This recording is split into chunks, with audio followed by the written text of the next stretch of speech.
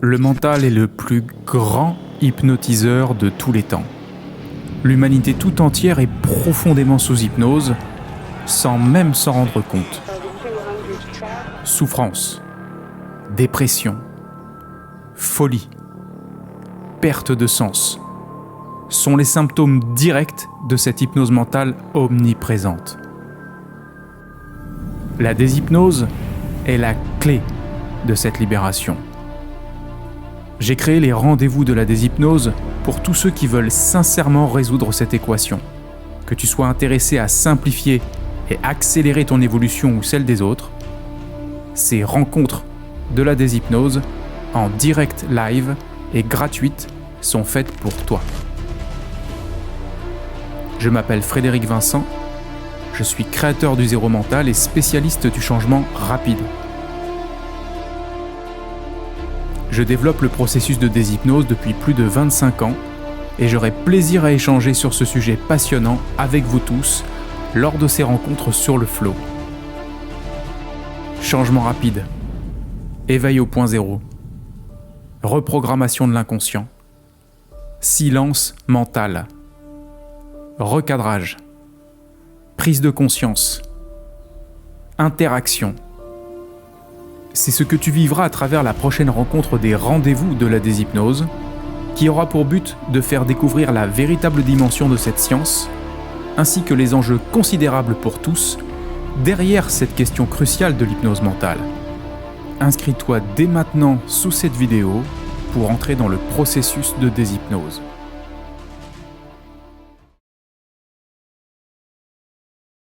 Alors, chers amis, bienvenue à tous pour ce rendez-vous de la déshypnose numéro 2, rendez-vous de la déshypnose un peu particulier puisqu'on a perdu 100 ou peut-être 200 personnes au passage du fait qu'il y avait un problème de lien de connexion. Donc, il se peut que du fait que j'ai renvoyé un nouveau mail, que certains arrivent entre-temps, mais voilà, ce sont les joies du direct, les joies du flow. Peut-être que ça fera écho avec certaines expériences que vous pouvez avoir.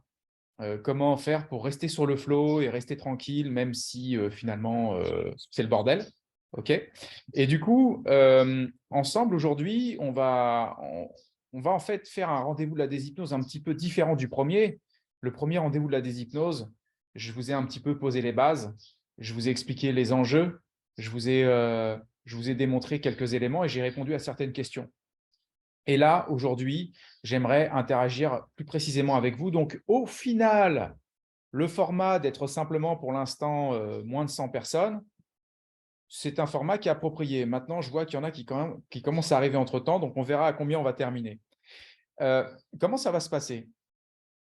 D'une part, je vais interagir ici uniquement avec ceux qui ont, leur caméra allumée, d'accord? Pour pouvoir avoir quand même une interaction basée sur des éléments un peu plus tangibles et beaucoup plus complets dans la communication. 2, des personnes qui ont vraiment une question à poser ou qui ont vraiment un cas d'hypnose dans leur vie à exposer, d'accord? Je vais m'appuyer sur toutes ces interactions-là pour construire ce rendez-vous de la déshypnose. Alors, vous pourriez me dire, mais Fred, tu veux dire que tu n'as pas préparé ton rendez-vous numéro 2 de la déshypnose? Mais vous savez, au risque de vous surprendre, il se passe énormément de choses puissantes sur le flow. Vous savez, le flow, c'est ce fameux état où finalement la vie passe à travers la conscience, on pourrait dire, passe à travers vous, et puis qu'en fait, les choses se passent vraiment parfaitement bien. Je sors d'un séminaire d'une semaine avec une trentaine de personnes qui sont venues à l'île Maurice justement pour travailler sur le point zéro. Ce séminaire était vraiment sensationnel à plein d'égards. On a vraiment été très, très loin du point zéro. Et il s'est fait sur le flow, il s'est construit progressivement, ce séminaire. OK? Donc, je vous invite, tous ceux qui veulent potentiellement participer, vous m'entendez bien là? Il n'y a pas de parasite, c'est bon? OK. Tous ceux qui veulent potentiellement participer, vous avez un petit bouton réaction en bas où vous pouvez lever la main comme ça, comme je suis en train de faire. D'accord? Tous ceux qui veulent participer vont lever la main. Je précise aussi que je vais travailler aujourd'hui uniquement avec les personnes que je ne connais pas encore. Tous ceux qui sont déjà élèves de l'Institut peuvent baisser la main parce que je veux privilégier les personnes qui ne connaissent pas encore Zéro Mental, qui n'ont pas encore peut-être vécu des prises de conscience par rapport à tout ça. Et l'autre élément que je vous demanderais, c'est que vous avez 3 petits points. Vous savez, au niveau de votre petite fiche, vous avez 3 petits points en haut à droite de votre petite fiche et de mettre au moins votre prénom, hein. Je ne voudrais pas trop parler avec iPhone je ne sais pas, 368. Je préfère discuter avec Julien, avec Anne, avec Sander, OK, avec Anma, etc. Il y en a déjà qui ont levé la main. Super. Donc, ce que je vais faire, c'est que j'ai coupé les sons de tout le monde et vous pouvez allumer votre micro vous-même. Je vous fais confiance, vous n'allumez votre micro que si je vous le demande. Et donc, j'ai reçu beaucoup de questions pour ce deuxième rendez-vous de la déshypnose, mais je préfère privilégier l'interaction avec vous directement. Donc, pour participer, Julien, tu allumes ta caméra. Anne, pareil, tu allumes ta caméra si vous voulez interagir avec moi. Pour l'instant, je vais commencer avec Sander. J'imagine que c'est Sandrine. Tu peux allumer ton micro et me poser ta question ou m'exposer très rapidement la situation. C'est OK là? Tu Ouais, je m'entends? comprends bien. Bonjour, donc moi c'est Sandrine. Hem, Ma question principale à l'heure actuelle, moi j'ai eu quelques conscientisations déjà et j'ai eu, je pense avoir touché ce point zéro à 2 ou 3 reprises. Heu, Ce qui me bloque un petit peu aujourd'hui, c'est comment interagir justement avec les autres en restant dans cette vérité de qui on est en fait. Mhm. Comment ne pas se trahir, notamment dans les interactions avec les autres, en fait? Mhm. Bah, comment l'être, sinon être consciente du point zéro? Le point zéro, c'est quoi? Alors, je ne vais pas vous faire croire que le zéro mental, c'est que du point zéro, vous tous, hein. Mais le point zéro, c'est quoi? C'est être au carrefour du mouvement, au carrefour des croyances, au carrefour du flot qui passe et qui se fait de lui-même. C'est d'être quelque part désidentifié également du corps physique et mental. Donc, à partir du moment où tu es dans cette zone-là, tout le reste se fait tout seul. Là, par exemple, je serais le premier à te dire qu'il y a des niveaux d'absorption dans le point zéro. Donc, est-ce que je suis absorbé complètement dans le point zéro ou pas complètement? Je ne pourrais pas dire que je le suis complètement, mais je suis déjà dans le flow où je vois que les choses se font toutes seules et je suis à l'aise avec le fait de ne pas savoir ce qui va se produire. Et finalement, l'interaction se fait avec toi. Tu vois, je suis branché avec toi, je parle avec toi. Et en fait, on a un échange et je ne sais pas en fait à l'avance ce qui va être dit et ni même, j'ai même pas prévu ce que j'allais te dire. Donc voilà, je peux interagir avec toi en toute naturelle. Authenticité, ouais. Mmh. OK. Ça répond? Ouais, ça répond, ouais. Bon, voilà. Merci. Et puis ensuite, vous avez des niveaux d'absorption, vous avez des niveaux je dirais, d'approfondissement du point zéro, bien sûr, jusqu'à potentiellement être dans des stades où vous oubliez le monde. OK? Le monde n'existe pas vraiment. Le monde est une projection mentale. En vérité, vous ne voyez pas le monde. Vous ne voyez que le reflet de votre propre mental. Mmh. Et lorsque vous allez sur des niveaux avancés de déshypnose, finalement, vous pouvez entrer dans des expériences où le monde lui-même disparaît. C'est-à-dire que toutes vos projections sur le monde, tous les liens imaginaires que vous avez faits sur le monde, ils disparaissent tout simplement. Et vous avez pour ça des chemins d'accès différents. J'ai travaillé pendant longtemps. D'ailleurs, ça me permet de me présenter rapidement pour ceux qui ne me connaissent pas encore. Par avance, désolé de ne pas m'être présenté. Je m'appelle Frédéric Vincent. Je suis créateur du zéro mental, spécialiste du changement rapide. Et donc, j'ai développé la méthode zéro mental où j'ai travaillé déjà avec près d'un millier d'hypnothérapeutes à simplifier et accélérer leur processus de changement en hypnothérapie. J'ai aidé plusieurs milliers de personnes déjà à cheminer dans leur propre chemin de déshypnose. Et voilà, donc du coup, pardon, je t'ai un peu coupé. Julien, je te rappelle qu'il faut mettre ta caméra si tu veux être en connexion avec moi. Sandrine, qu'est-ce que j'étais en train de dire? Et ben, que, la projection du monde, qu'à un moment donné, finalement, on se retrouve avec, moins de monde. Est-ce que ça explique, du coup, qu'on se retrouve avec moins, justement, un relationnel, comme plus pur, plus en corrélation avec ce que nous sommes? En- Plus il y en a moins justement du relationnel, je trouve, à un Alors, moment donné. tu es en relationnel plus que jamais. Parce que là où vous n'êtes pas en relationnel, les amis, c'est lorsque vous êtes dans votre propre univers psychique, mental, d'accord, subjectif, votre matrice illusoire, votre matrice hallucinogène. Et lorsque vous êtes dans votre mental, vous n'êtes pas complètement connecté à l'autre. Vous êtes en connexion avec ce que vous projetez sur l'autre. L'autre n'est qu'une surface projective. En fait, vous ne serez jamais plus connecté à l'autre qu'en étant connecté au point zéro. Parce qu'à ce moment-là, vous faites tomber les filtres et vous êtes branché finalement à ce qui est déjà à l'intérieur de soi-disant l'autre. Vous êtes déjà en connexion avec tout ça. C'est pour ça qu'il y a plein de choses qui peuvent passer. C'est aussi pour ça que les praticiens de l'accompagnement qui s'éveillent à cette zone du point zéro captent des informations également. Hein, d'accord? Captent des informations potentiellement de l'autre aussi. Sandrine, je reviendrai à toi s'il y a besoin d'autres questions, etc. Moi, j'ai envie d'être sur le flow et d'échanger avec vous. Donc, c'est probablement pas par hasard qu'on ait perdu 100 ou 150 personnes ou 200 personnes au passage à cause du lien qui était rompu. Ils le verront en replay et c'est OK. Allez, Evelyne, Anne-Ma, je t'ai déjà vu, mais je te reprendrai tout à l'heure. Evelyne, dis-nous, allume ton micro.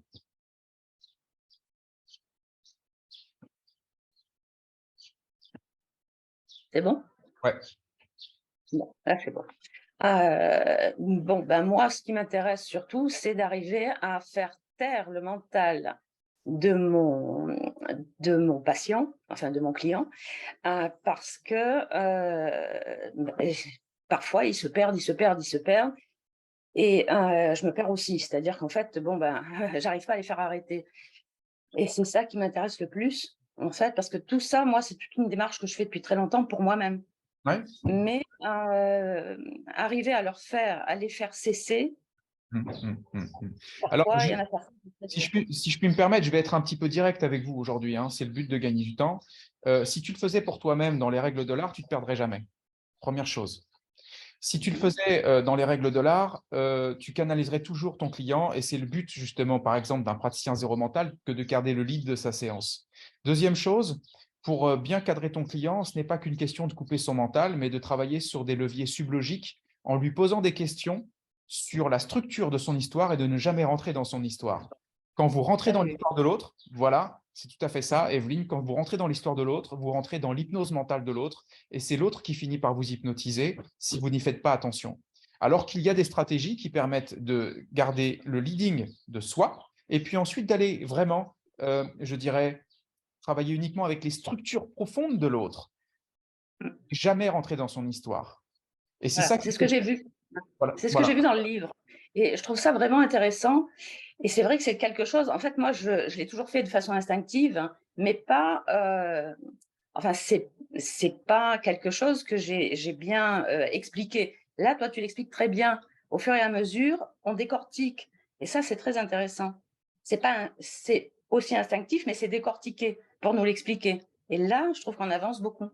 Alors, c'est décortiqué, et puis vous avez naturellement des stratégies de questionnement pour pouvoir vraiment aller travailler uniquement sur les structures profondes, pour aller identifier en fait des leviers toujours un peu plus profonds dans l'autre, pour aller travailler sur le niveau sur lequel il faut agir pour l'autre, et c'est comme ça que vous allez générer du changement rapide. C'est Ouais. parce que si vous restez dans la surface de l'histoire, bah, il y a de fortes chances que vous ayez simplement des changements périphériques ou vous ayez complètement à côté de la plaque, ce qui est normal. Hein, je rassure tous les thérapeutes qui fonctionnent comme ça. C'est juste que ça s'apprend, hein, tout simplement. Et c'est comme toute science ou comme tout art, quand ça s'apprend, ça doit bien s'apprendre. Et ça ne doit pas s'improviser. J'ai reçu un email également d'une personne hier ou avant-hier qui me dit pour les rendez-vous de la déshypnose, voilà, ça fait X temps que je travaille sur moi, ça fait plein de choses, je sais tout faire, mais ça ne marche pas. Bah là encore, désolé de vous dire que en fait, si vous savez tout faire que ça ne marche pas, c'est qu'il y a probablement quelque chose que vous gagnez à mieux faire. Parce que en fait, le développement personnel, l'évolution, l'éveil à notre nature véritable demande de l'ultra précision. Et c'est d'ailleurs tout ce que fait Zéro Mental. En apparence, c'est très simple ce qu'on fait, mais en réalité, c'est une lame hyper aiguisée. Les mots, les stratégies, je dirais les leviers de changement et les techniques aussi également pour s'éveiller au point zéro. Par exemple, j'ai fait des expériences récemment avec des groupes de plusieurs centaines de personnes où je leur ai dit, bah voilà, vous avez la technique du livre. Allez-y, faites-la. Ils m'ont tous fait un truc différent. En vérité, c'est là qu'on voit qu'on n'apprend pas un art martial avec un livre. On n'apprend pas la médecine avec un livre. Vous n'iriez jamais voir un thérapeute qui a appris avec un livre. On est bien d'accord.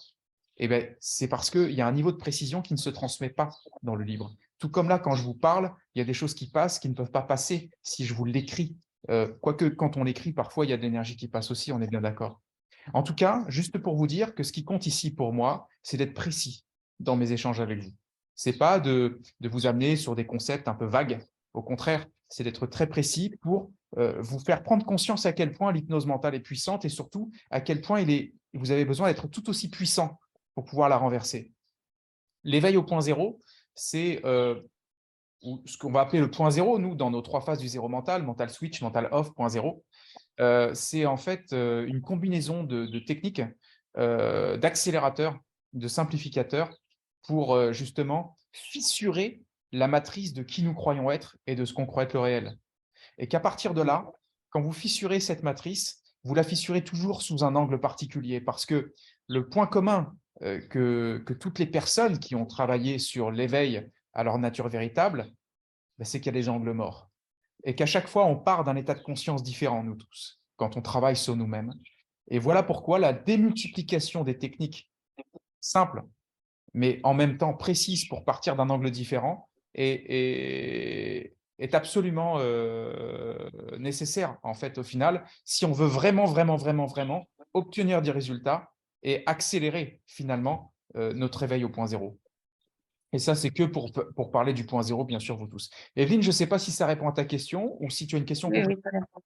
oui, Ouais. oui, c'est exactement en fait ce que je ressens, c'est que moi je manque complètement de technique, enfin de ce genre de technique. Et là, du coup, ça m'est vraiment, ça m'apporte énormément. Et je pense que, et c'est vrai que le livre ne suffit pas. On a besoin d'avoir la pratique et le voir faire, et le vivre. Mais Et je trouve que c'est quelque chose. je vais même vous dire plus, parce que je pense que personne n'ignore qu'un livre ne suffit pas pour maîtriser une méthode. Mais même mes praticiens qui viennent en formation, là où ils apprennent énormément de choses déjà sur les cours en ligne, ensuite ils apprennent énormément de choses dans la certification présentielle, mais quand ils reviennent en formation, il se passe encore un shift énorme. C'est-à-dire qu'en fait, Ouais. c'est un peu comme ces fameux livres que l'on prend, on les lit, on les comprend, on les laisse sur notre table de nuit, et puis quand on les relit 6 mois après, on se dit, mais mince, en fait, je n'avais pas compris ça. Et je relis et je relis et j'approfondis. Il faut savoir tout simplement ce qu'on veut. Nous, on a développé effectivement dans Zéro Mental une technologie pour aider les gens à simplifier, accélérer leur évolution. Ça s'appelle le centre d'évolution. Et puis, on a le praticien Zéro Mental pour les pros. Si vous êtes pro, vous voulez devenir pro et que vous voulez vraiment faire des choses qui vont dans le détail, ben, vous vous y mettez, tout simplement. Après, moi, c'est un plaisir pour moi de répondre avec vous je dirais, en toute simplicité à toutes les questions que vous avez durant ces rendez-vous de la déshypnose. OK. Merci. Anma, tu as une question? J'espère qu'on aura aussi des questions pour tous ceux qui sont simplement dans leur propre cheminement, leur propre cheminement, pardon, leur propre évolution. Et je vous invite donc à lever la main avec le petit logiciel. En bas, vous avez un bouton réaction et vous pouvez cliquer sur, vous voyez là, j'ai baissé ma main, mais là, je peux aussi, clac, lever ma main. Et donc, comme ça, je pourrais interagir directement avec vous. Donc, Anma. Oui, alors, j'entends très bien quand tu expliques que c'est très pointu, très technique, et d'autant plus que moi, je suis sculpteur, donc c'est vrai que pour être vraiment dans la création pure, il faut maîtriser la technique pour pouvoir, voilà, c'est comme un pianiste qui fait ses gammes, c'est comme tout ça. La difficulté que je rencontre, c'est que je pense assez bien parvenir maintenant. Bon, moi, j'ai un certain âge, comme vous pouvez voir, donc je travaille sur ce qu'on pourrait appeler le point zéro, même si ce n'était pas dans cette édification verbale-là depuis des années. Hein. J'ai commencé à lire Krishnamurti, je devais avoir 18 ans. Le problème que je rencontre aujourd'hui, c'est le suivant. Comment savoir quand on est véritablement dans son être profond, à partir du moment où on parvient à identifier qu'il y a deux, alors je ne suis pas du tout schizophrène, hein, je suis quelqu'un d'équilibré, mais alors qu'il y a deux facettes, je ne parle pas de deux identités, mais qu'il y a deux facettes vraiment distinctes, qui ont d'une certaine façon toutes les deux besoin de s'épanouir. Donc, la première facette, la facette de sculpteur, j'ai réussi, on va dire, avec des années, à me lever de tous les conditionnements que j'ai pu avoir dans mon enfance, où les artistes ne gagnent pas leur vie, enfin, etc. Donc, tout ça, c'est quelque chose que j'ai réussi à maîtriser. Mais la facette thérapeute, qui est je le sais, une facette vraiment qui est profonde en moi, parce que j'y suis revenue à chaque fois dans ma vie où j'ai été licenciée, où j'ai eu des problèmes de maladie. À chaque fois, je revenais là-dedans. Il y a quelque chose qui bloque et qui fait que peut-être le complexe de l'imposteur, peut-être parce que j'ai pas fait d'études de médecine, peut-être le complexe en fait, j'arrive pas à identifier comment faire pour identifier et lever ce blocage-là d'aller dans cette facette de thérapeute. D'accord. Bon, déjà, il y a plusieurs choses. Comment identifier? C'est vrai que si tu as un professionnel en face de toi qui te pose les bonnes questions, ça va te permettre d'identifier. Maintenant, quelque part, tu me parlais de ces deux facettes et tu me parlais de ta nature véritable ou de toi ou de ton être profond. Ton être profond n'a rien à voir avec ces deux facettes. Ton être profond n'est ni l'un ni l'autre. Là, tu ne me parles que de codes. Tu ne me parles que des codes de la sculptrice, tu me parles des codes de la thérapeute. Les codes, ça se change, ça se reprogramme, ça se reconditionne. Et qu'est-ce qui se passe si tu te reconnectes à ton être profond? Si tu te reconnectes à ton être profond, tu auras un nouveau rapport à tes codes. En te reconnectant à ton être profond, tu vas changer des codes indirectement ou même directement, ça va se faire tout seul. Et tu as des niveaux de profondeur dans la reconnexion à ton être. Donc, tu as en fait, tu as deux façons de travailler. Ou tu travailles sur tes codes, ou tu travailles à te reconnecter à ta nature véritable pour que tes codes se modifient. Dans les deux cas, tu auras des résultats qui sont satisfaisants. Par ailleurs, j'ai envie de vous dire, si vous êtes dans une profession ou une autre et qu'à un moment donné, vous n'êtes pas complètement en accord ou vous ne vous sentez pas complètement légitime, vous savez que la légitimité, ce n'est pas à toi que je vais apprendre, que c'est en forgeant qu'on devient forgeron. Tu es sculptrice, tu sais très bien que tu n'es pas née sculptrice comme ça, à un moment donné, tu as appris et tu as pris confiance également dans ta créativité, dans ta façon de fonctionner et c'est ça qui fait que tu as pu développer ton art. Ben, c'est exactement pareil pour le thérapeute. Si vous avez des bons codes, des bons apprentissages, que vous apprenez des choses qui font que vous arrivez à les faire, que vous avez du résultat avec ça, que vous pouvez être créatif avec ça, mais c'est là que vous devenez puissant. Vous ne pouvez pas devenir puissant si vous apprenez des choses que vous ne comprenez pas bien. Vous ne pouvez pas devenir puissant si vous n'êtes pas à l'aise avec les outils que vous utilisez. Vous ne pouvez pas devenir puissant si vous n'êtes pas en accord avec les outils que vous utilisez. Vous ne pouvez pas être puissant si vous avez trop d'angles morts dans votre profession, des choses que vous ne voyez pas et qui vous empêchent d'obtenir des résultats. La légitimité, on l'emploie comment? On l'emploie et on l'obtient comment? On l'obtient avec des résultats. Si j'ai des résultats, je gagne un point. J'ai un autre résultat, je gagne un autre point. À chaque fois que je gagne des points, je gagne en confiance, je deviens à l'aise et je deviens légitime à continuer. Donc, c'est plus de cette façon-là, vous savez. Je ne vous dirai jamais assez, ce qui compte quand vous allez vers une science, un art, c'est de le faire complètement, c'est d'approfondir ça jusqu'à ce que vous en deveniez, je dirais, alors peut-être pas complètement maître dès le départ, mais au moins tu as compris que vous puissiez développer une certaine faculté qui vous permet de devenir cet art. En fait, on ne fait pas d'hypnose, d'accord? On devient hypnotique. Okay, on ne fait pas de la sculpture, on est sculpteur à un moment donné. Voyez, on ne fait pas du sport à un moment donné, on est sportif. Parce qu'on a ça qui est inscrit, je dirais presque, dans notre ADN. On devient l'outil. Et c'est ça qui fait que ça devient puissant.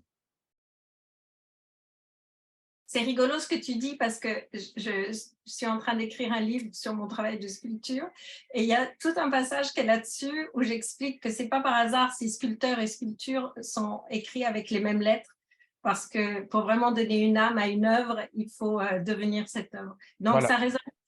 ça résonne complètement en moi ce que tu viens de dire et je te remercie beaucoup pour ça. Et vous savez, si on pouvait être dans l'approximatif, si on pouvait être dans l'à peu près, si il suffisait de quelques vidéos YouTube pour pouvoir, je dirais, s'accomplir dans un art, je ne servirais à rien. L'école ne servira à rien. Le chemin que je propose aux thérapeutes ne servira à rien. Personne ne viendrait en formation. Personne ne viendrait jusqu'à l'île Maurice pour approfondir ces formations, pour ceux qui l'ont fait il n'y a pas longtemps. Vous voyez ce que je veux dire? Il y a quand même une raison à tout. Et je pense qu'il faut bien comprendre la différence entre l'approximatif et la maîtrise de son art. Voilà. Justement, j'ai envie de demander à Michel, je sais que vous êtes deux derrière l'écran, je vous ai vu la dernière fois déjà, donc je vous sentais très attentif. Du coup, je me dis, tiens, allez Michel, vas-y, allume ton micro. Anne-Ma, je te laisse éteindre ton micro. Oui, bonjour. Oui, je suis très attentif. On était déjà là la dernière fois. C'est vrai que je m'intéresse à tous ces aspects depuis pas mal de temps. Et puis, je suis Zéro Mental principalement à travers YouTube. Et donc, voilà, alors, comme tu dis, je fais très nettement la différence entre l'approximatif et maîtriser son art. Donc, effectivement, il y a une différence. Donc, voilà. Mais en même temps, comme j'ai beaucoup suivi ces vidéos, j'ai fait des méditations, de l'expansion de conscience. Je prends conscience d'une chose, c'est que en m'approchant de ce que je pense être du zéro mental de façon avec mon approche approximative, à un moment, je ressens plusieurs choses, c'est-à-dire à un moment donné d'être, comment dire, de me déconnecter de Michel, de mon identité, et d'être on pourrait dire, dans un vide, dans un espace intersidéral où tout est vide, où en fait, il n'y a plus rien quelque part.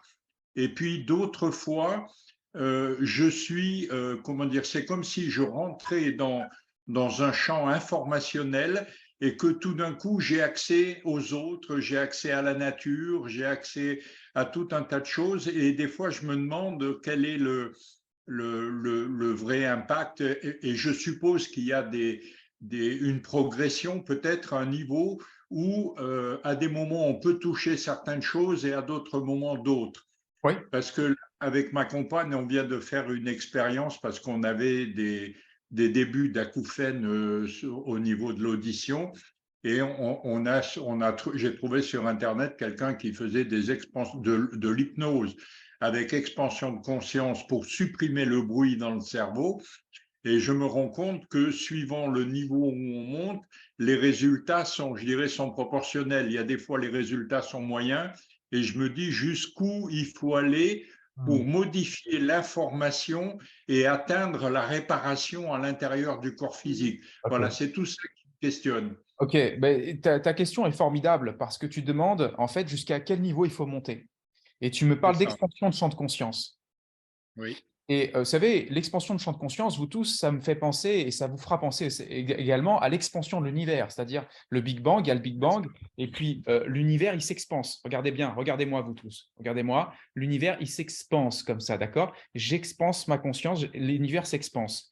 Mais le point zéro, c'est un retour de l'univers au point d'origine, là où rien n'a jamais vraiment démarré. Oui. C'est-à-dire qu'on vous revenez au point de non-dimension. On n'est pas dans une dimension qui s'expanse. On est dans un retour qui revient au non, à la non-dimension, à ce qui n'existe pas en fait, pour l'esprit, mais qui pourtant fait partie de la densité de la manifestation, d'accord? Mais qui n'est pas captable, qui n'est pas visible, qu'on ne peut pas détecter avec nos cinq sens, d'accord? J'insiste là-dessus.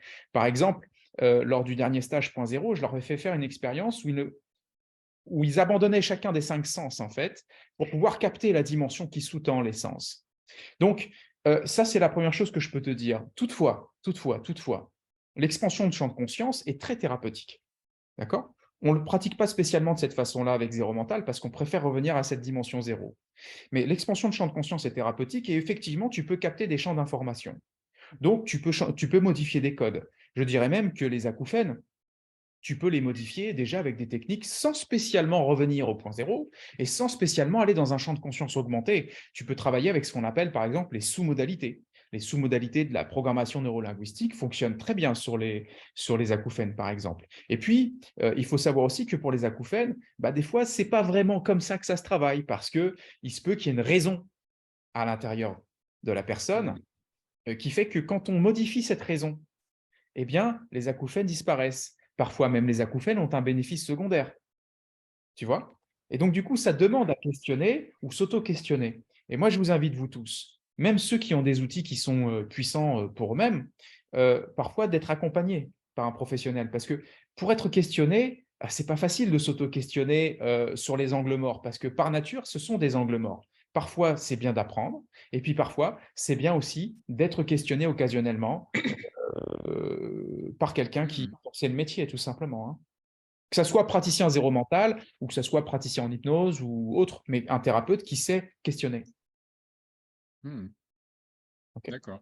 Ça répond à ta question? Oui, ça répond à ma question. Oui, je te remercie. Oui, j'en aurai peut-être d'autres qui viendront d'ici là, mais Alors, je t'invite à relever la main si jamais tu as une autre question tout à l'heure. Okay. avec plaisir. Pour l'instant, je suis là. D'accord. On a. Alors, Anne, je ne sais pas si tu apparais, mais on a Marina qui a levé la main aussi. Bonjour. Bonjour. Moi, j'ai un problème qui est très pratique, je dirais. Depuis que j'ai à peu près 19 ans, j'ai beaucoup de problèmes à mémoriser les choses, en fait. Pas à mémoriser ce qui se passe dans ma vie quotidienne, même là, c'est tout le contraire. J'ai une mémoire émotionnelle qui fait que tout est retenu, y compris les dates, que je peux les rendre. Je peux dire ce qui s'est passé à telle date et à telle date. Mais par contre, quand il s'agit d'apprendre et de rendre, par exemple, pour un examen, j'ai fait des études scientifiques, ça a été très difficile à partir du bac, de rendre en fait ce que j'apprenais. Okay. Et, je sais que c'est lié à des traumatismes, je sais presque quand ça a commencé. Quand quoi a commencé? Ce problème, en fait, pas de mémorisation, mais enfin, si, c'est un problème de mémorisation à long terme, mais de rendre, en fait, ce que… Oui. Mais je te coupe un peu volontairement. Tu as de l'émotionnel quand tu apprends tes trucs scientifiques? En fait, j'en ai… je sais pas comment l'expliquer, j'en ai… En fait, quand j'apprends, par exemple, quand j'étais en session d'examen, quand j'étais étudiante, il y avait des moments où il fallait réviser encore un peu plus la nuit d'avant l'examen. Il fallait. À un moment donné, pardon? Il fallait. Oui, parce qu'il y a un stress et puis il y a beaucoup de matière, on veut repasser dessus, etc. Puis à un moment donné, je me rappelle, le soir d'avant, j'avais l'impression de tout avoir mis en place, de tout voir, de tout comprendre, que tout se plaçait. Puis tout d'un coup, c'était comme si la porte se refermait et que j'accédais plus à l'information. Alors, OK. Autre chose, vous tous, parce que je rebondis en même temps. Hein. Là, il y a deux choses. Il y a la capacité à mémoriser et puis aussi, il y a la capacité à restituer ce qu'on a déjà dans sa mémoire. Ce qui sont deux choses complètement différentes. Vous pouvez très bien mémoriser, vous voyez, tu vois, tu as ta tête qui bouge. Ah, mais je sais tout à fait. Donc, en fait, tu sais tout à fait. Tu mémorises, d'accord? Sauf que à certains moments, tu ne ressors pas ce que tu as dans ta mémoire parce qu'il y a un conditionnement, il y a un stress, il y a un truc, il y a quelque chose qui fait que ce n'est pas tout à fait OK. Donc, voyez-vous tous, peut-être que vous croyez que vous avez des problématiques dans votre vie. Peut-être que vous croyez que vous avez un problème de mémoire. Et peut-être qu'en fait, la problématique que vous croyez avoir n'est pas du tout celle qu'il faut traiter, entre guillemets. Peut-être que, en l'occurrence, pour Marina, je pourrais très bien dire à Marina, mais Marina, par exemple, si tu avais été à ce moment-là complètement détendue, complètement à l'aise, complètement tranquille dans ces périodes d'examen ou de restitution de l'information, d'après toi, comment ça se serait naturellement passé? Ça se serait passé comme ça se passait avant l'événement qui a déclenché la chose, c'est-à-dire que j'étais face à ma feuille, je pouvais rendre, etc. Et ça me projetait aussi dans une envie après de continuer à apprendre où c'était facile, pas juste dans une nécessité avec la difficulté que ça engendre. Exactement. Ça, c'est sûr. Et c'est sûr. Et tu en es même sûr. Donc, voyez… J'en suis complètement consciente, mais sans jamais pouvoir… Enfin, ça fait 30 ans, hein, parce que ça a commencé, j'en avais 19 et j'en ai 49. Hein, donc, ça fait vraiment 30 ans, même à 6 jours près. Ouais. Et en fait, j'ai jamais pu changer. Ouais. Je veux dire que c'est un effort chaque fois. Alors, ça ne m'a pas empêché de faire des études de sciences, d'être thérapeute à côté, d'apprendre des points d'acupuncture, etc., etc. Mais c'est une difficulté que je n'avais pas avant, en fait. Je dois forcer quelque chose et c'est gênant. Et ouais, ce qui est gênant, c'est qu'en plus, c'est qu'au bout de 30 ans, tu n'as pas changé un truc qui pourrait peut-être changer en 30 minutes. Non. Voilà. Je n'ai jamais réussi à retoucher. Voilà, si tu parles d'un événement, vous savez, on peut rester en prison pendant 30 ans si on n'a pas la clé pour en sortir. Alors qu'il suffit d'une clé pour en sortir en une demi-seconde, vous le savez tous. D'accord? Donc, ce n'est pas une question de durée, c'est une question de niveau sur lequel il faut agir, c'est une question de clé.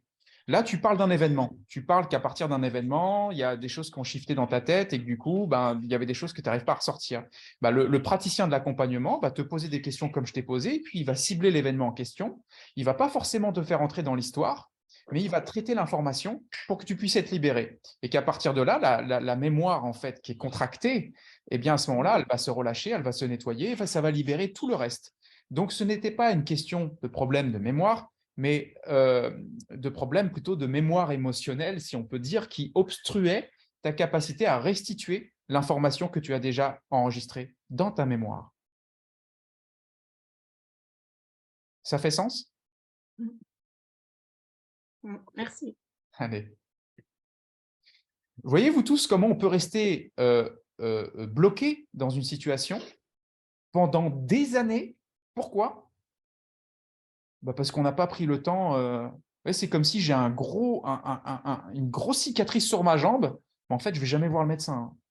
Ouais. Ça s'empire, ça s'infecte. Je finis par boiter. J'ai une jambe qui fait la double de l'autre.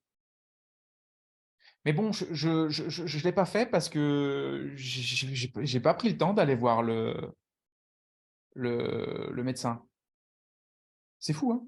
Mais vous savez, que ce soit mes praticiens du zéro mental ou d'autres praticiens, c'est souvent hein, qu'on reçoit des gens qui ont passé parfois 15 ans dans des thérapies qui ne leur ont pas convenu. Et alors moi, je ne vais pas vous faire croire que nous, on a la baguette magique, etc. Mais force est de constater, je vous le dis, hein, ça c'est le retour des thérapeutes que j'ai pu former à la méthode zéro mental. Il y a une accélération fulgurante des résultats, point. Donc, à partir de là, c'est à vous de voir si vous voulez faire, je ne sais pas moi, Paris-New York en barque ou si vous le faites en avion, quoi. Ouais. Je vais répondre à Anne, du coup, puisque tu as allumé ta caméra, Anne. Je t'invite à allumer ton micro.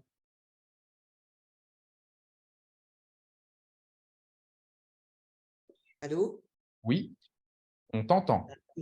Bonjour à tous. Alors, c'est pas une question, c'est pas tant une question particulière, c'est que j'ai cheminé alors de manière très empirique et ce qui m'a beaucoup résonné dans ce qui a été dit ce matin, c'est le mot ne me revient pas, dans l'approximation quelque part. Ouais. Parce que dans le chemin que j'ai emprunté, j'ai fait le choix d'expérimenter de manière seule, on va dire, sans vraiment des outils, sans aller ni faire de formation, ni d'écouter de méthode, parce que j'avais cette idée à l'intérieur de moi justement de désemplir le mental et donc de simplifier. Au lieu d'apprendre quelque chose, c'est de désapprendre, de vider, de nettoyer à l'intérieur. Et là, aujourd'hui, sur mon chemin, j'aimerais bien en fait découvrir une méthode où je voudrais aller plus loin et je sens que là seule c'est pas que c'est pas possible, c'est que il y a quelque chose qui appelle à l'intérieur, l'envie dans ce que tu as dit tout à l'heure, d'être questionné, interrogé, parce que je ressens beaucoup de choses, il y a beaucoup de choses qui se passent, je peux pas les décrire, mais j'ai besoin d'un vrai accompagnement et peut-être de partager enfin avec les autres, tout simplement. Et c'est très bizarre parce qu'il y a ce côté de continuer un peu tout seul et non, on sent qu'il y a j'ai peut-être besoin pas c'est pas une confrontation, mais oui, c'est du partage, vraiment. Alors, voyez, vous tous, souvent, c'est ce qu'on ne sait pas qui nous coûte le plus. Retenez bien ça, c'est ce qu'on ne sait pas qui nous coûte le plus. Et dans ce que tu dis, il y a une démarche qui est très intéressante, qui pourrait paraître, je dirais, contraire à la démarche complémentaire dont je vais parler, mais qui en fait va ensemble. Je m'explique. Là, Anne nous parle d'avoir fait un travail sur elle pour déconditionner la pensée. Hein, pour diminuer le mental, déconditionner le mental, se libérer de ça. Comme on pourrait dire vulgairement, un travail méditatif, un travail de méditation et de dépouillement. Très bien. Maintenant, vous savez, d'une part, j'ai envie de vous dire, le travail de dépouillement, c'est pour dépouiller nos fausses identifications et nos illusions sur qui nous croyons être et ce qu'on croit être le réel. C'est le but du dépouillement. Mais le dépouillement n'est pas une annulation de tous nos apprentissages. Si vous vous dépouillez complètement, que vous vous désidentifiez du corps physique et mental, que vous rentrez dans votre nature véritable à un moment donné, eh bien, vous aurez toujours votre corps qui va continuer de fonctionner, de savoir manger, de vous brosser les dents, de savoir faire votre art martial ou votre art sculptural ou votre art de thérapeute, d'accord? Ça continue. Et donc, il y a deux choses. Il y a le dépouillement et puis il y a l'apprentissage. Votre système corps mental a besoin d'apprendre des choses. Ce n'est pas parce que vous vous êtes dépouillé de tout que l'apprentissage, vous l'avez instantanément parce que vous êtes branché au cloud de l'univers. Parfois, il y a des accélérateurs, ça s'appelle tout simplement d'apprendre, de recevoir. Et puis, on s'aperçoit que lorsque on choisit finalement les enseignements dont on a besoin, un peu comme une pièce de puzzle, on vient ajouter à son système pour compléter je dirais, son schéma interne, eh bien à ce moment-là, on gagne énormément de temps. On gagne un temps fou. On gagne un temps fou, pourquoi? Parce qu'on est entouré également de gens qui ont été plus loin que nous sur le chemin. Et donc, forcément, en pensant comme eux ou en ayant les mêmes stratégies que eux, eh bien, on fait un bond. Ne pas le faire, c'est la meilleure façon de tourner en rond. Après, je serai le premier à vous dire qu'on peut canaliser de l'information. Moi, il y a énormément d'informations que je canalise. Par exemple, en ce moment, j'apprends des choses parce que je me branche à partir du point zéro et je restructure en fait toutes les informations que je reçois à partir de ce point zéro pour quelque part voir le monde sous l'angle du point zéro, si vous préférez. Bon, ça me fait changer des choses, ça me fait me questionner sur les structures du monde, les structures de l'inconscient collectif, les hypnoses collectives, les hypnoses mentales de chacun, l'hypnose mentale qu'il y a à l'intérieur de moi, et je chemine. D'accord? Donc, on peut toujours canaliser de l'information à partir du point zéro ou en se branchant sur une énergie particulière. Cependant, lorsque vous rencontrez des personnes qui ont fait ce chemin que vous comptez faire, ils vont vous faire gagner des années. Si vous voulez, le but du jeu, c'est que vous pouvez gagner, par exemple, en 6 mois, ce que vous n'auriez même pas fait en 6 ans. Le temps que nous avons, c'est la chose la plus précieuse au monde. Vous savez, vous tous, vous n'avez plus 20 ans. Certains n'ont même plus 30 ans. Certains n'ont même plus 40. D'accord? Vous savez que le temps est précieux. Moi, je n'ai pas une demi-seconde à perdre. C'est pour ça que je parle un peu vite aujourd'hui. Vous voyez? Donc, c'est ça le truc. Et à un moment donné, c'est un choix qu'on fait. Quel choix je fais? C'est quoi que je veux vraiment? Peut-être qu'ici, certains ne sont même pas au clair avec ce qu'ils veulent. Mais moi, par exemple, si j'ai envie de devenir meilleur dans la thérapie, que je veux pratiquer la thérapie du changement rapide ou la thérapie du silence, ou que je veux améliorer ma réalisation au point zéro, je suis au clair avec ça et je fais ce qu'il faut pour ça. Si demain, je veux être très, très bon dans le yoga, qu'est-ce que je fais? Moi, je prends mon avion, je vais voir un des meilleurs qui fait du yoga et puis je fais ce qu'il faut pour. Et je reviens, j'ai gagné des années. Vous voyez? C'est aussi simple que ça. À un moment donné, il faut se donner les moyens aussi d'aller vers nos rêves, d'aller vers les choses. Parce que de toute façon, c'est sur vous que vous capitalisez, vous tous. Le meilleur, vous savez, vous entendez parler de gens qui vous disent qu'il faut capitaliser sur ceci, sur cela. Le meilleur axe pour capitaliser, c'est soi-même. Vous voyez? Surtout dans le monde dans lequel nous vivons, c'est d'être bien dans votre tête, d'être bien dans votre cœur, d'être bien dans votre ventre, d'être bien dans votre profession, aligné avec ce que vous faites et d'être performant et de ne pas perdre du temps pour rien. Ça, c'est le message que je vous donne aussi aujourd'hui. Arrêtez de perdre du temps pour rien. Des choses qui servent à rien. Gagnez du temps, gagnez de l'efficacité, gagnez de l'énergie. Moi, c'est que ça que je vais vous faire faire. C'est que ça que je vais vous faire faire. Gagner du temps, gagner de l'énergie. Vous imaginez quand même un praticien de l'accompagnement qui a l'habitude de faire ses séances en 1h30, parfois 2 heures. Tout d'un coup, il fait ses séances en 3/4 d'heure. Il gagne la moitié de son temps de travail. Imaginez à l'échelle d'une vie professionnelle le temps de vie que vous gagnez. OK? Merci, Anne. Je ne sais pas si ça répond à… Si, oui. Ça répond en partie et c'est assez rigolo parce qu'en fait, l'actu évoque beaucoup sur le temps et c'est vraiment, ça a été un des déclencheurs dans ma vie suite à un choc, suite à un accident. Ouais. Et la première prise de conscience, c'était le temps, justement, voilà, que je ne prenais pas avant et que j'ai appris à prendre. OK, Merci. Top alors. Alors, voyez-vous tous, je le rappelle pour ceux qui viennent d'arriver en cours de route, on a perdu au moins 100 ou 200 personnes parce que le lien de connexion n'était pas le bon. Bon, c'est pas grave, on est en interaction, donc c'est ce qui compte. De toute façon, je ne pouvais pas parler avec tout le monde. Et j'insiste aussi pour vous dire que je n'interagirai qu'avec ceux qui ne sont pas encore qui ne connaissent pas encore Zéro Mental pour que je puisse vraiment aller dans le cœur de ce qui vous interroge. Il y a Julien qui a fini par allumer sa caméra. Donc, du coup, Julien, je t'invite à allumer ton micro et nous poser ta question.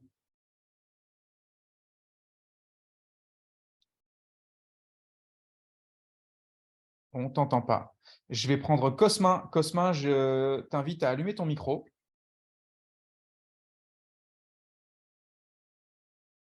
Bonjour, Salut Cosmin. Quelle est ta question? Cosmine.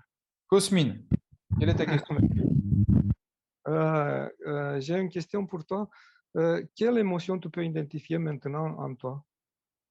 Oh, je ne sais pas quel est le rapport. Je sais pas quel est le rapport avec la déshypnose, quel est le rapport avec tout ça, mais l'émotion que je peux identifier en moi, c'est une joie, c'est une excitation à vous parler. Ok, OK? je voudrais te montrer. OK, très bien. Bah, tu vois, c'est une double joie maintenant que tu as mon livre dans les mains. Oui, OK. donc merci beaucoup. Tu as une question sinon sur le zéro mental et la déshypnose? J'ai un dialogue, peut-être il est très long pour commencer maintenant. Ah, d'accord. L'idée, c'est que moi, je peux vous aider sur une ou deux questions, mais pour un dialogue, c'est un petit peu plus délicat.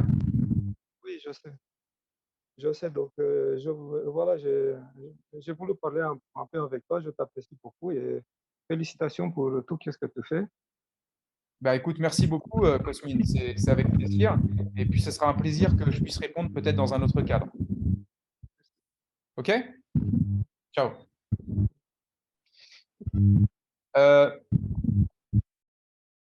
Yes. Alors, voilà, merci. Du coup, Julien, est-ce que tu as rallumé ton mic, Julien? Est-ce que tu as réussi? Julien, on ne t'entend pas. Non.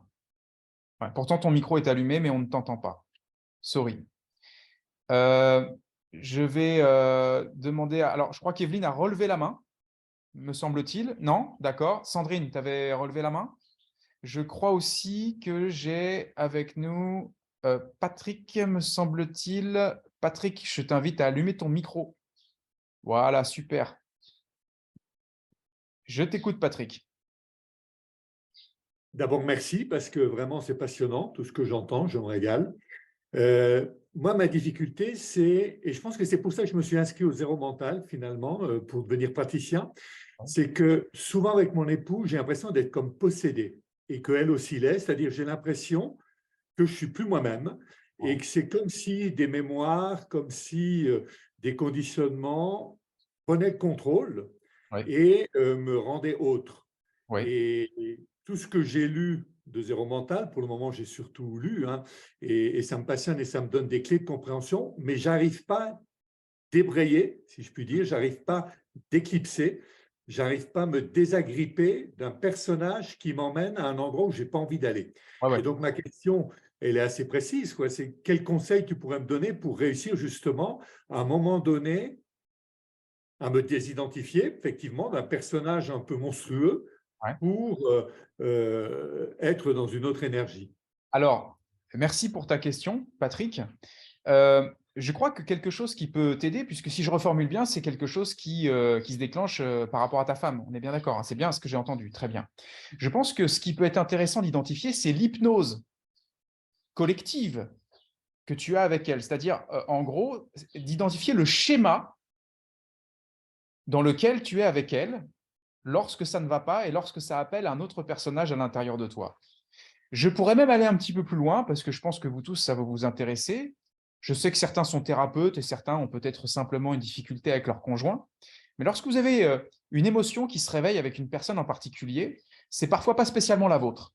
C'est parfois quelque chose qui arrive à l'intérieur de vous, qui vient nourrir, je vais le dire un peu vulgairement, le pathos de l'autre. D'accord ? Je vous donne un petit exemple. Imaginons, je suis thérapeute et je suis un thérapeute calme. Tout d'un coup, je reçois un client et bizarrement, je ne sais pas pourquoi, je ressens un énervement par rapport à cette personne. Pourtant, l'énervement ne fait pas partie de mon univers d'habitude. D'accord ? Et puis, je m'aperçois en le questionnant que finalement, c'est une personne qui dit « Ouais, j'arrête pas de me faire taper dessus, c'est la galère, etc. » Par exemple, c'est juste un exemple. Hein, c'est un exemple vécu en même temps. Hein.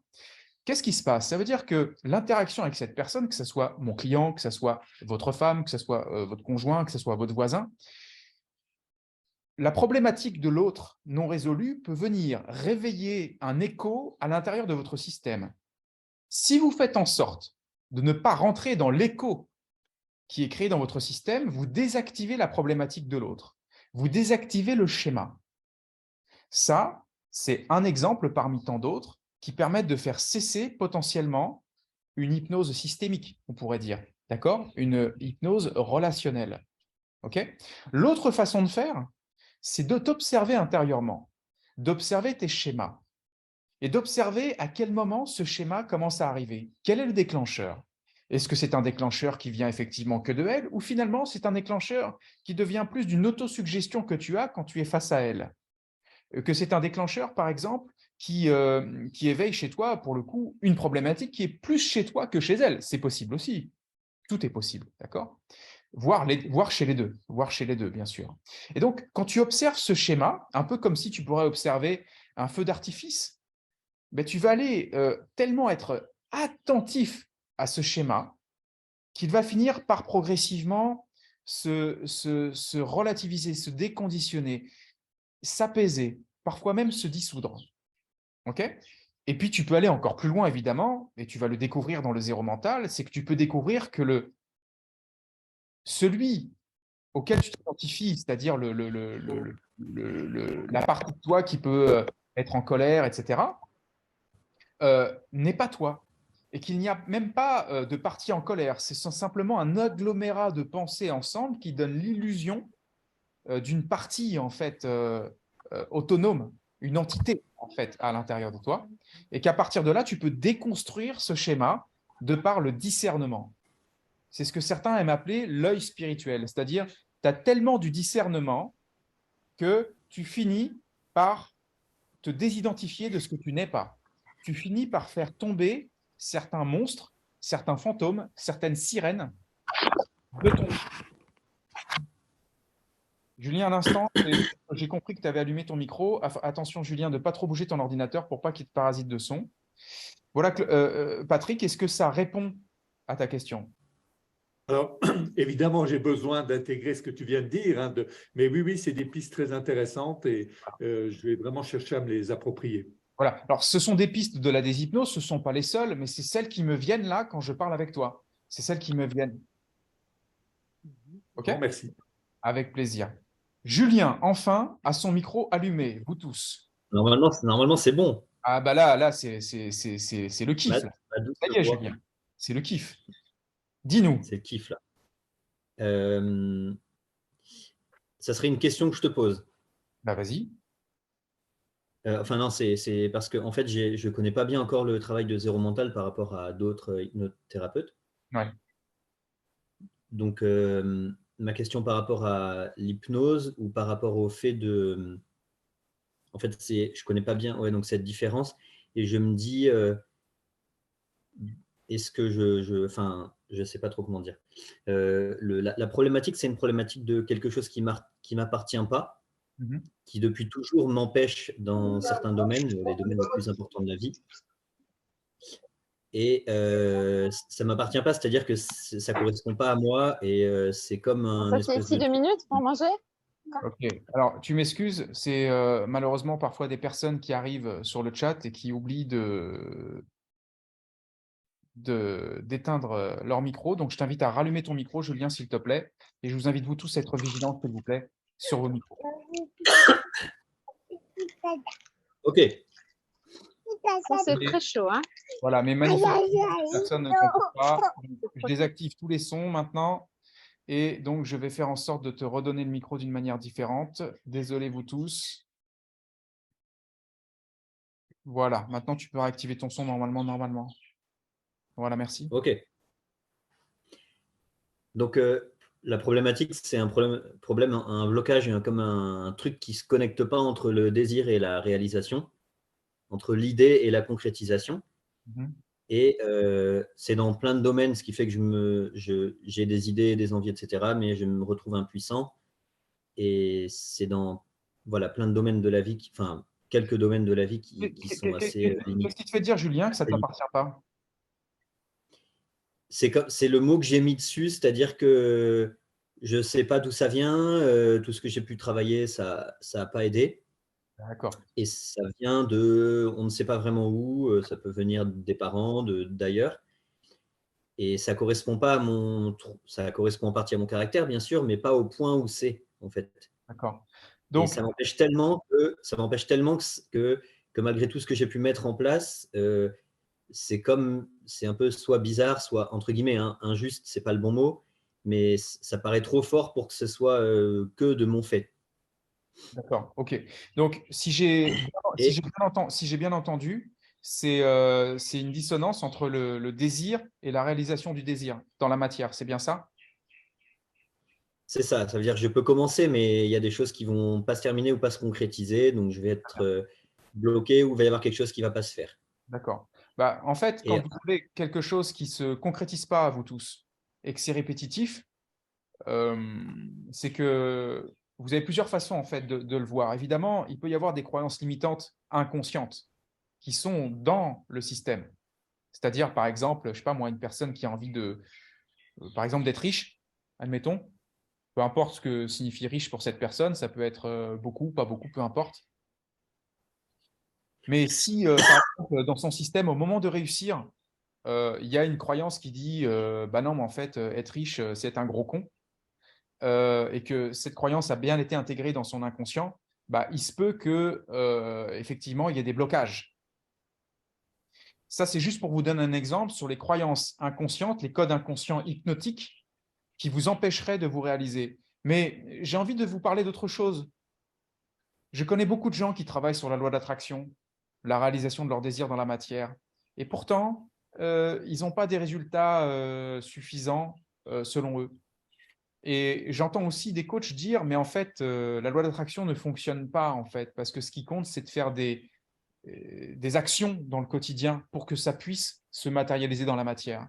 Mais mon message aujourd'hui, c'est le suivant.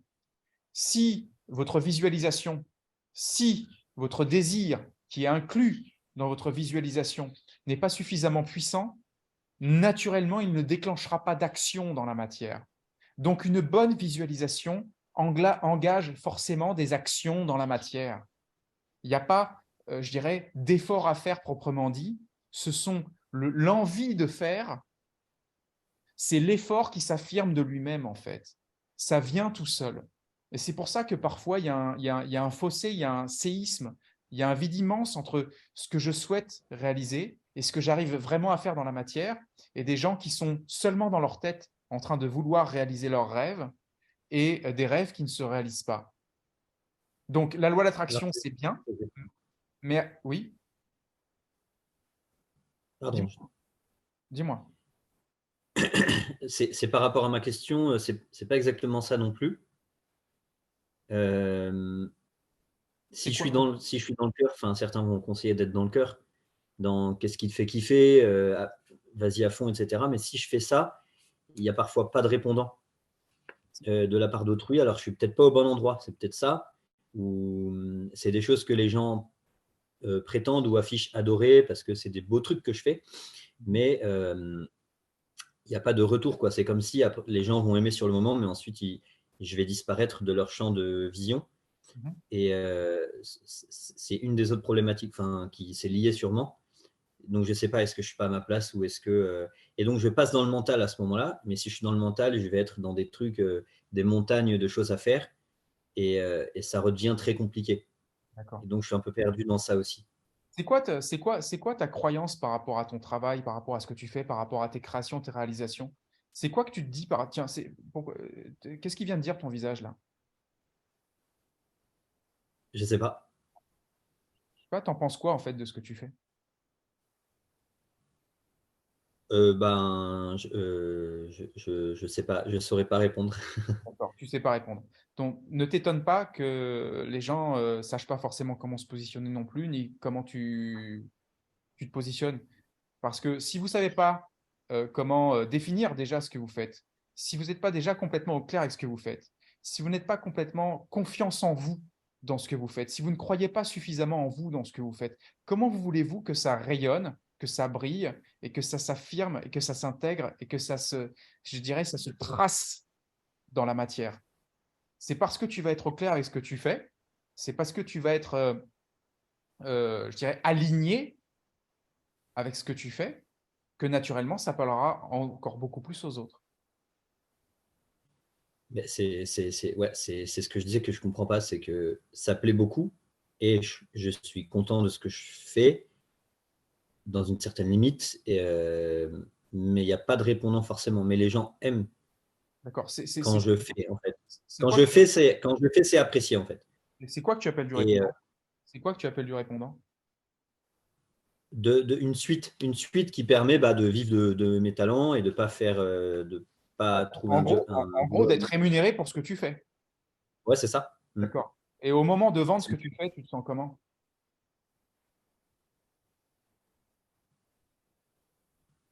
Je saurais pas dire. En fait, je suis content si je vends en effet ce que je fais. Si tu vends, mais au moment où tu vends, au moment où tu proposes, tu te sens comment? Ok, on a la réponse là, tu sais. Je sais pas. Je saurais pas répondre. Tu sais pas répondre consciemment, mais ton corps déjà, il donne un premier élément de réponse. Donc, c'est surtout ton rapport en fait, non pas à ce que tu fais, mais ton rapport à la façon de vendre, de proposer ce que tu fais, qui gagne à être optimisé pour que tout simplement ça donne envie à l'autre ou que l'autre soit d'accord. Parce que si tu n'es pas à l'aise avec le fait de vendre, t'étonne pas que les gens ne soient pas à l'aise avec le fait de t'acheter. Ok? C'est la petite parenthèse. Et j'imagine que déjà avec ça, tu vas pouvoir changer certains codes. Ok, Julien? Ok. Pouce en l'air. Super. Pouce en l'air, les amis. Alors, Xiaomi, je ne sais pas quel est ton prénom. Donc, quand tu mets ton prénom, dès que tu mets ton prénom sur la fiche, je reviens vers toi. Il nous reste encore un tout petit peu de temps, comme on a commencé en retard. J'espère que ça vous plaît. J'espère que cette interaction que j'ai avec certains d'entre vous vous plaît. Bien sûr, c'est pour moi l'idée de pouvoir rebondir en fait sur tout un tas d'éléments de la déshypnose, et c'est tout à fait, je dirais, partiel. Là, on ne fait que effleurer le parfum de la fleur au loin. Allez, Marina. Allume ton micro. Attends, je vais te donner l'autorisation.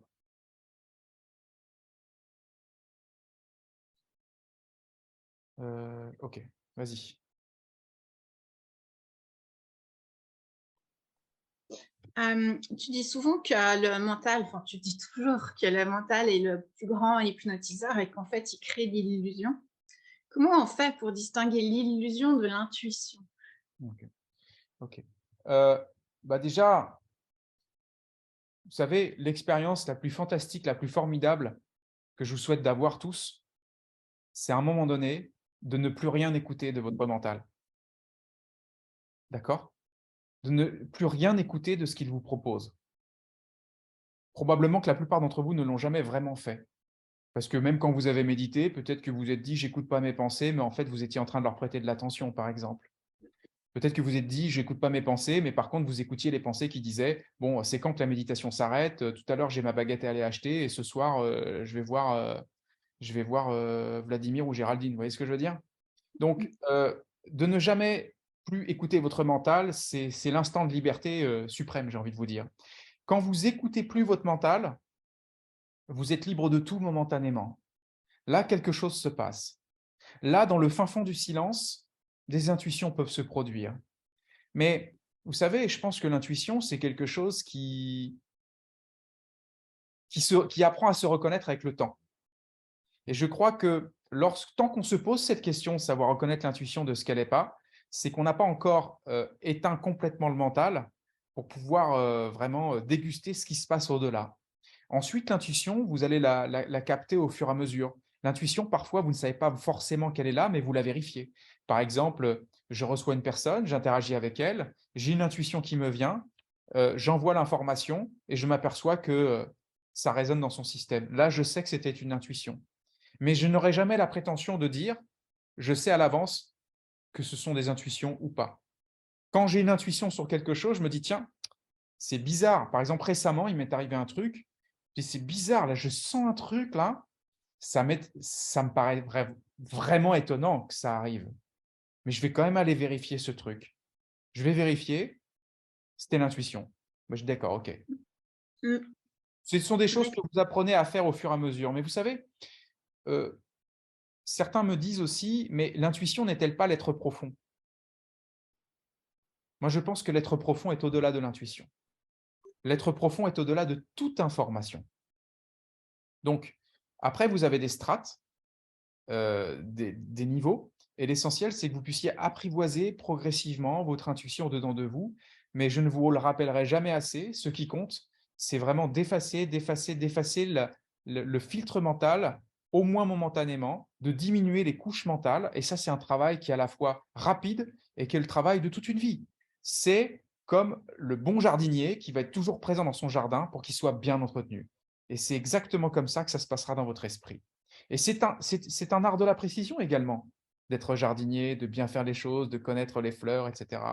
Et de savoir comment faire votre jardin paysager si tel est votre souhait. Isabelle, je te donne la possibilité d'activer ton micro maintenant. Voilà. Dis-nous. Bonjour. Bonjour. Moi, je ne suis pas très loin, donc je suis à La Réunion. Ouais. Et je découvre Zéro Mental. C'est vrai que je l'ai vu afficher pas mal de fois sur mon Facebook. Et donc, voilà, je découvre. Ouais. Et je voulais savoir donc s'il y avait des personnes qui étaient formées à La Réunion pour pouvoir consulter. Oui, bien sûr. Alors, je peux te donner le En nom. privé. Bah, même pas en privé, Ouais. je peux te donner le nom de Cyril Shaker, qui est prof de yoga, qui est formé au Zéro Mental à La Réunion, donc école de yoga et Yoga Saint-Pierre. Et tu as également Alima Sahel, qui est formée au Zéro Mental, qui est à La Réunion vers Saint-Denis. Mais effectivement, ce n'est pas vraiment le cas. Je t'invite à m'envoyer un WhatsApp. J'ai un annuaire de mes praticiens et c'est plus simple. Je préfère pouvoir répondre à vos questions précises. OK? OK, merci. Allez, ciao, ciao. Allez, Xiaomi, puisque peut-être en fait tu t'appelles Xiaomi, donc je t'invite, je te propose d'allumer ton micro, je te donne la permission d'allumer le micro. Voilà, Xiaomi, dis-nous, peut-être c'est d'origine chinoise, non? Non, c'est Christian, moi. Ah, c'est Christian. Voilà. Ok. Bonjour à tous. Salut Christian, dis-nous. Alors, moi, c'était pour une question. Ben, je te suis depuis, c'est-à-dire, je pense que plus d'un an ou 2 ans à peu près. J'ai lu tes livres. Donc, du coup, bon, je fais du yoga aussi. Je fais pas mal de yoga. Donc, je vis seul depuis plusieurs années.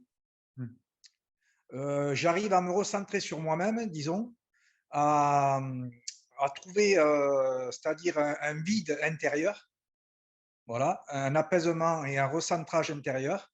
Donc, je me reconnecte avec tout ce qui est nature, soleil, tout ce qui peut purifier mon univers intérieur.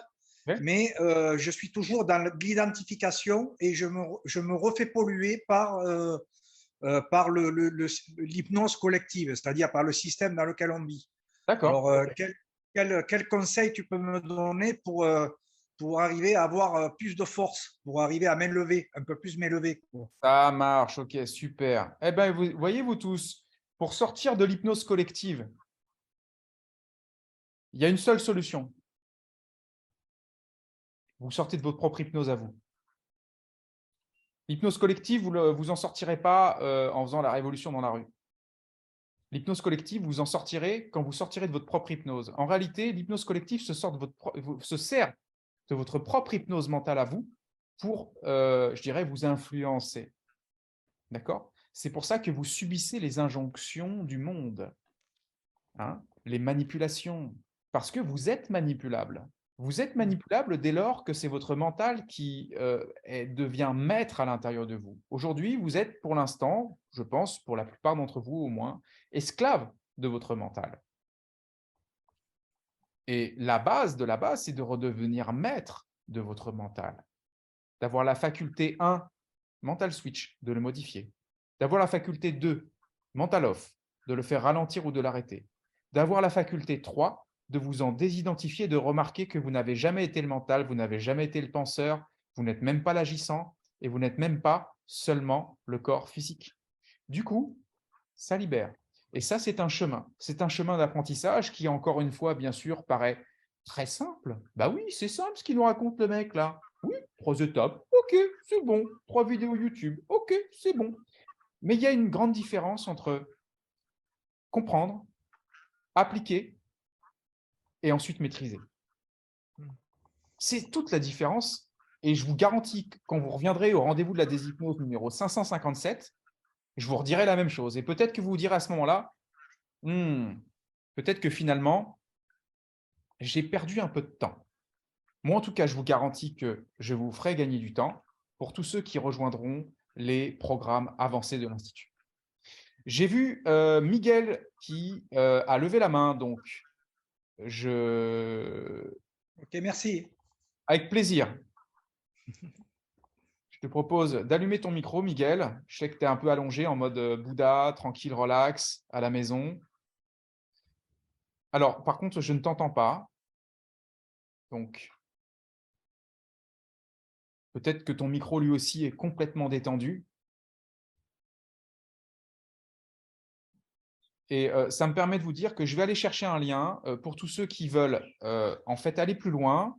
Je vais vous proposer un rendez-vous avec un membre de mon équipe, gratuit, hein, d'accord. Tous ceux qui veulent aller plus loin, qui veulent en savoir plus sur savoir si on peut les aider ou pas, vous allez pouvoir réserver votre créneau. Je vais vous donner ça pendant que notre camarade prend le temps d'allumer son micro. Si micro il a, parce que ça se trouve, il n'a pas de micro, le garçon. Donc, ton micro est coupé pour l'instant. Evelyne, tu avais une autre question?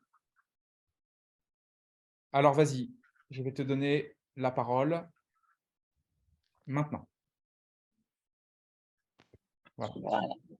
Oui, moi je voulais savoir aussi si dans les cas, comment tu vois les cas d'addiction, c'est là où j'ai le plus de problèmes avec mes patients. Ceux qui ont des addictions à l'alcool, à la drogue, et pas permanentes. En fait, quand ça leur prend d'un coup, mais ils arrivent à des comas. Et j'ai déjà eu 2 personnes comme ça, et ça n'a pas été une réussite. Là, j'en ai une en ce moment et je ne sais pas comment la traiter. J'y arrive pas. Est-ce que alors, je pense que je manque de technique. Puis c'est des gens, enfin, je sais pas, je me sens pas concernée. Donc, comme c'est pas dans mon vécu, je sais pas comment faire. Alors, est-ce qu'il faut avoir déjà un vécu pour y arriver ou pas? J'en sais rien. Alors, Voilà. heureusement qu'en tant que praticien de l'accompagnement, vous tous, vous n'avez pas besoin d'avoir tous les problèmes de votre client pour pouvoir finalement les régler. Ça, c'est la première bonne nouvelle. Tu n'as pas besoin d'avoir une addiction à l'alcool, à la cocaïne, à l'héroïne pour pouvoir les aider. Excellent. Deuxième chose, c'est vrai que si tu ne te sens pas complètement à l'aise avec ce type de profil, c'est limite imprudent je dirais, d'œuvrer et de travailler avec. Troisième chose, clairement, toutes les problématiques d'addiction, d'accord, de compensation, ok, de dépendance, ok, sexe, drogue, alcool, voilà, cigarettes, la bouffe, etc. Tout ça n'est que une sorte de béquille qui aide l'autre à compenser, bien sûr, par définition, mais qui n'est que l'absence d'un état d'être dans sa vie. Je m'explique. Par exemple, vous avez une personne, par exemple, je ne sais pas moi, qui fume ou qui va beaucoup manger. Hein. Mettons, dès qu'elle est toute seule, elle mange beaucoup. Peut-être qu'elle mange beaucoup, elle, parce qu'elle a une angoisse qu'elle ne gère pas, qu'elle a une peur de la solitude. D'accord? Pour prendre que cet exemple. Mais en réalité, elle a juste l'absence d'un état d'être puissant. C'est-à-dire que si cette personne, tu lui demandes bah, c'est quoi l'inverse de l'angoisse, peut-être qu'elle va te dire c'est la paix. Et si tu lui dis bah voilà, mais c'est quand que tu ressens la paix dans ta vie, toi? Ah bah moi, jamais. Ok. Tu sais très bien que là, tu es tombé sur quelque chose d'hyper puissant. Coupez vos micros, vous tous, s'il vous plaît, parce que je vous entends en fait. Coupez vos micros, sauf Evelyne. Et donc, quand tu fais vivre à la personne l'état d'être qu'elle manque et qu'elle cherche éperdument dans des dépendances, tu la libères du lien de compensation. Et ça encore, ça demande à bien questionner pour bien aller chercher le bon niveau sur lequel il faut agir, pour renverser le truc, bien mettre la personne dans cet état d'être à condition que ce soit le bon, et bien travailler avec l'inconscient pour faire toutes les associations d'idées nécessaires pour que ça devienne de nouveaux automatismes et que ça devienne naturel. Et c'est comme ça que tu coupes les compulsions. D'accord, ok. Ok. Ouais, oui, ok. Oui, moi je pensais que c'était lié à un trauma. Il y en a ici que je connais, j'ai coupé leur compulsion là. Je vous vois. Je pensais que c'était lié à un trauma en fait, à la base. Quelque chose de traumatique. Trauma, qui les a vidés. Bien sûr, mais ça peut être un trauma. Mais un trauma est l'absence d'un état d'être. Peut-être que quand tu vas gérer l'état d'être qui manque, tu vas tomber sur le trauma, tu nettoies le trauma et puis c'est OK. Je veux dire, mais ce sera toujours à l'arrivée, la personne va tomber sur un état d'être qui lui manquait. Ok, d'accord. C'est ça l'histoire. Merci. Hein. Ok. Ça, c'est l'histoire de façon simple, simplifiée par rapport à ce qu'on peut faire déjà avec zéro mental, sans forcément entrer dans des niveaux forcément trop avancés, quoi. Hein. D'accord, ok. Très bien, merci. Miguel, t'as pas... Allez, j'essaye une dernière fois avec toi, et puis sinon, ce sera la fin de notre entretien, notre rencontre. Pardon, est-ce que vous m'entendez? Bah voilà, on l'entend, Miguel. On va finir avec Miguel. Ah, j'arrivais pas à débloquer moi-même mon micro. Je ne sais pas pourquoi. Okay. Voilà. Miguel, c'est parce que tu vois, tu étais dans l'obscurité, tout ça. Hein? J'arrive pas à mettre plus de lumière. Allez, deux choses. Pour ce qui est de l'addiction, je peux juste préciser quelque chose. Faut pas s'attendre à un résultat immédiat avec quelqu'un qui a une addiction forte depuis des années. La rechute, je veux dire, fait partie du processus. J'en parle parce que je l'ai vécu. Pardon, Miguel, pourquoi tu dis ça? Parce que je l'ai vécu. D'accord, mais c'est pas parce que tu l'as vécu que c'est forcément comme ça pour tous. Je dirais 99% des cas. Quand je parle d'addiction, moi, je parle d'addiction à des drogues et pas du récréatif. Ouais. Je parle vraiment d'addiction de quelqu'un qui est dedans. Hein. Pas arrêter en un jour. Ouais, il y a 1% qui le fait. Okay, mais en fait, ce que je veux te dire par là, Miguel, c'est que tu parles de ton expérience, que je respecte complètement et je la comprends. Cependant, il faut savoir que tu as aussi ici, dans cet écosystème, beaucoup de thérapeutes qui ont vu beaucoup d'expériences différentes passer dans leur champ d'activité.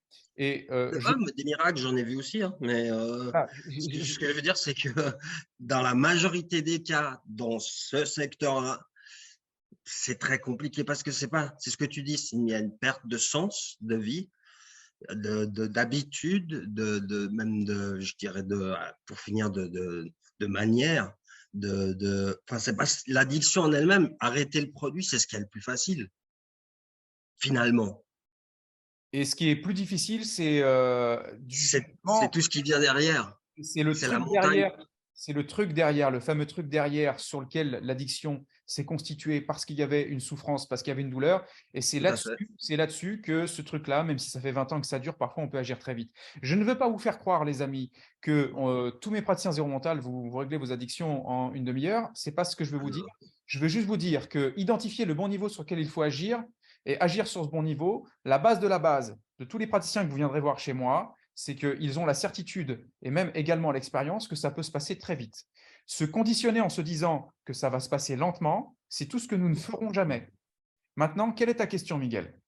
Ma question, c'était par rapport plus… Moi, je connais zéro mental, mais superficiellement, en fait. Donc, ma question, c'était plus… parce que, d'après ce que j'ai entendu ici, hein, les questions, etc. Alors, pour moi, c'est des questions qui peuvent être effectivement posées et réglées avec différentes méthodes, hein, différentes méthodes et outils. Donc, pour moi, hein, c'est plus pour moi, c'est de savoir qu'est-ce que tu appelles le zéro mental. Comment tu définirais, toi, ce moment-là ou cet instant-là ou ce mode de vie, puisque je pense que c'est plus finalement, ça peut devenir un mode de vie. Concrètement, en quoi ça consiste? Parce qu'on peut mettre le mot hypnose, des hypnoses, enfin, appeler les outils comme on veut, puis les utiliser. Et tout va dépendre, moi, je crois, beaucoup de la conscience aussi, de la personne qu'on a en face, de où elle en est, de sa capacité à se remettre en question. Il y a beaucoup de choses qui rentrent là-dedans. Oui, Miguel. Qu'est-ce que c'est un peu le zéro mental? Comment tu me le vendrais? Pas vendrais d'argent, hein, mais qu'est-ce qui va m'apporter? D'accord. Alors, je vais volontairement pas te le vendre, déjà, pour commencer. Et ensuite, ce que je vais faire, c'est que je t'enverrai, tu m'enverras un WhatsApp et je t'enverrai le lien de mon film qui s'appelle Un éveil au point zéro, parce que je pense que c'est quelque chose qui prendrait beaucoup de temps. On aurait besoin de tout un rendez-vous de la déshypnose pour pouvoir vous renseigner sur les fonctionnalités de l'éveil au point zéro. Mais grosso modo, c'est de vivre davantage sur l'état de flow, c'est d'être désidentifié de nombreux schémas, voire d'un maximum de schémas, voire pourquoi pas de tous les schémas que tu vis dans ta vie, donc d'être enfermé dans rien. D'accord? De faire tomber les concepts, d'apprendre grâce à ce niveau de déshypnose, de pouvoir mieux guider ton mental parce que tu vas être moins hypnotisé par lui, parce que tu vas comprendre sa nature illusoire, virtuelle, complètement hallucinogène. Donc, tu vas jouer avec cette hallucination, tu vas savoir, je dirais, le corriger, tu vas savoir lui dire de le mettre au piquet, d'accord? Le faire cesser. Et puis, tu vas faire un travail très profond de dépouillement de l'identification pour revenir à ta nature véritable qui est, d'un point de vue du zéro mental, la libération ultime. D'accord? D'un point de vue du zéro mental. On n'est pas dans une secte ici, d'accord? Je vous dis que d'un point de vue ultime. Donc, je t'enverrai mon film qui s'appelle Un éveil au point zéro, sauf si tu as une bonne mémoire et que tu tapes Un éveil au point zéro sur YouTube, tu tombes sur le film et je réponds donc en interaction avec la personne qui m'interroge et sur tout ça. Ok, bah parfait, je le trouve alors. Pas de Merci, souci. Miguel. Vous tous, c'était un plaisir de vous avoir avec moi. Il y aura d'autres rendez-vous de la déshypnose. Vous avez donc dû constater que malgré le fait que je puisse parler très vite pour répondre à un maximum de questions, en fait, on n'est que dans la base de l'embryon, vous savez. Le truc minuscule qu'on ne voit même pas au microscope, du parfum lointain de la fleur qu'on sent à peine. Vous avez beaucoup de mes vidéos sur YouTube. Vous avez une masterclass en page d'accueil comment dirais-je, du site zeromental.com. Je viens de vous envoyer sur le chat un lien que je vous renvoie là maintenant pour prendre un entretien pour tous ceux qui veulent vraiment en savoir plus sur si on peut les aider ou pas, de quelle façon et jusqu'à quel point, parce que c'est ça la question. Jusqu'à quel point et jusqu'où on peut vous amener, quels sont les niveaux de blocage que vous avez qu'on peut vous aider à résoudre, et si vous êtes engagé, vraiment déterminé à changer ou votre vie ou augmenter vos capacités de fonctionnement dans vos accompagnements professionnels, à ce moment-là seulement, vous cliquez sur le lien que je viens de vous recopier-coller et vous prenez un rendez-vous gratuit avec un membre de mon équipe.